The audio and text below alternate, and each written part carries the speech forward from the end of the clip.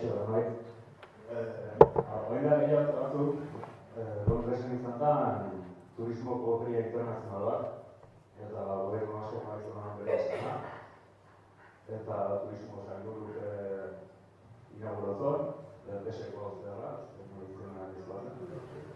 eta oso kurioso azten toan atzen papel handi baten, azten toan Green Spain. Eta horako sozio batzen dituen batzukin esperantzak gero eukidaiken, eta guztiaz, ona baliz guztiaz, Green Spain, Spain, Europan guztietan nola da, handik okera. Erutzen zet, akats bat, beste, zukan adibidez denen enpresa munduan dabilen jendeari, ez da enpresari galdetzen dezunean, zure kanpoan ze marka saltzen zuten? Eta Espainia marka saltzen zuten, ez. Espainia marka lastre bada. Hori esaten zuten enpresari, ez ezkerreko enpresari, ez orokorrean esaten zuten, Espainia marka mundua lastre bada. Lastre bada, eta hori esaten zuten industrialak, ez diren ezkerrekoak, eta batzuk ez da independentistak, eta zer, ez. Orduan, nik uste dut saiatzea nolabait ere lotzen gure etorkizuna Espainiarekin sekulako akatsa dut, lehen aipatu izan dut. Batzuk esate dute, nik ez dut asustatu nahi eta izutu nahi jende. Batzuk esate dute ekainean sekulako katastrofe finantziero ekonomikoa datorra berriz ere, nik ez dut uste ekainean nola egongo garen. Baina mundu guztiak onartzen du, estatu batuetako ekonomia, topera 2-3 urtetan topea jo. Hor badira indikadore batzuk, inflazioa, interes tasak eta bat, eta horrek ja iragartzen du, nolabait ere seinaleak dira, ekonomia jankia geldituko da. Horrek segurazki eukiko ditu bere ondorioak. Problema da, Espainia, estatu bezala, termino ekonomikoetan, inviablea dela. Haibidez, dakan zorra ezin goren, posible da. Zore modu guztia da. Bigarren krisi potente bat etorriko balitz, Espainiar estadua saterako da oso gaizki horretatik, ez? Guk egiten dugun apustua da, guk ezin dugu ligatu gure etorkizuna Espainiar etorkizunari. Zertik bere bodegan goaz, eta eramaten gaituzte. Orduan, guk ze eskaini behar dugu jendeari, proiektu solvente bat. Gu izan gaitezke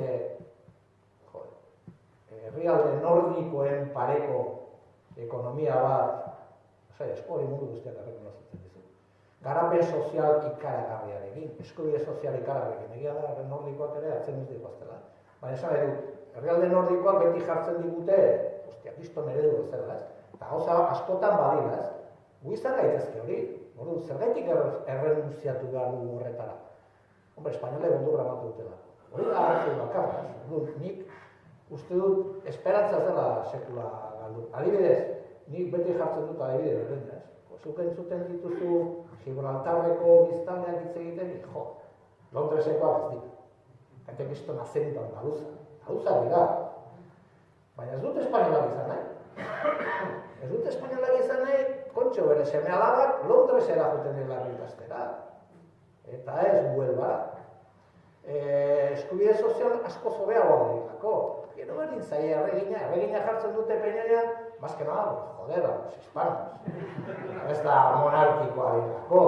Orduan, esan nahi dut horrekin, azkenean jendeari eman behar zaio aukera bat, eta da, nik uste dut Katalunian adibidez oso ongi funtzionatu dula errepublikaren aldarria. Zergatik, azkenean ziurtasun gabeko gizarte batean, jendarte batean, zuk ziurtasun bat jartzen duzulako, eta da, errepublika bat egiten badu, gauzak ezberdin montatuko ditu, eta jendeak atxikitu da ide hori. Eta zergatik, barruan daukalako da, Espainiarekin ez dago zer egiterik. Zer egiterik. Baina komentatzen zian Asierrek egon dela kanpin batean Katalunia. Eta jendea arruntan esaten zen, hauek 40 urtetan ez dira aldatu, hauek fatxa batzu dira. Demokrazia arazo bat dago, jun nahi gera horregatik. Ez dagoelako soportatzerik a la legión por el Cristo ez dago. Ez que hauekin nola, hori jartzen duzu bihar Berlinen ikusten, non necesita abogado.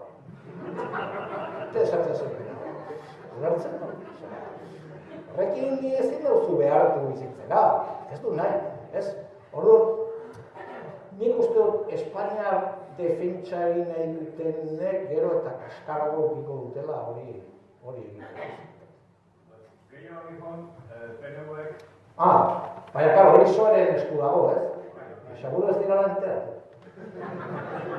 Fijo, atxile enteratu, ez? Porque nik ez dut uste PNV gaur jarriko dukena, lotxagatik, beste ez bada. Eta segurazki izango dago, pesoaren ere moan dagoenez, sartuko dute, ez? Eta, bueno, jartzea Spain Dream, oso ondo dago, futbolean, Gran Bretañan, fisika bat hori, osea, britanikoek adibidez gu asko harreman handia daukagu britanikoekin, eta britanikoek ez dute ulertzen Espainiaren, osea, bereintza da inconcebiblea da. Osea, ez daudelako independentziaren alde, baizik eta beraientzat izugarria da pentsatzea estadu bat heldu dela halako toki batetara eta inkapaza dena sartzeko mahai batean esateko aizu, hau konpondu behar. Beraiek Eskozian egiten bezala, esatea. Eta esaten dutena da, joder, eta Katalunia jun nahi balin badu, eta eguneko 70 june balin badu, pues egin dugu, ez? Onartu beharko da, baina, karo, dira anglosajoiak alde batetik, anglikano protestanteak, ez dira katolikoak. Eta dira bi mentalidade guztiz kontrajarriak. Alemanek suposatzen du flipatzen dutela, Osea, nik dakat esperientzia, ekistun txapa saltzen nahi, ez? Nik dakat esperientzia negoziak eta Suizan egon ginenean Espainiar gobernuarekin. Osea, nazioarteko begirabea flipatu egiten dute. Ez dute ulertzen. Osea, beraientzat, guk esaten duen, autonomia bat lau herrialde duen erabakitze eskubidearekin eta begiratzen zuten hori. Zein da arazoa? Arazoa dira hauek. Dira arazoa. Eta sinek, hori ja konprobatu dute, arazoa dira hauek.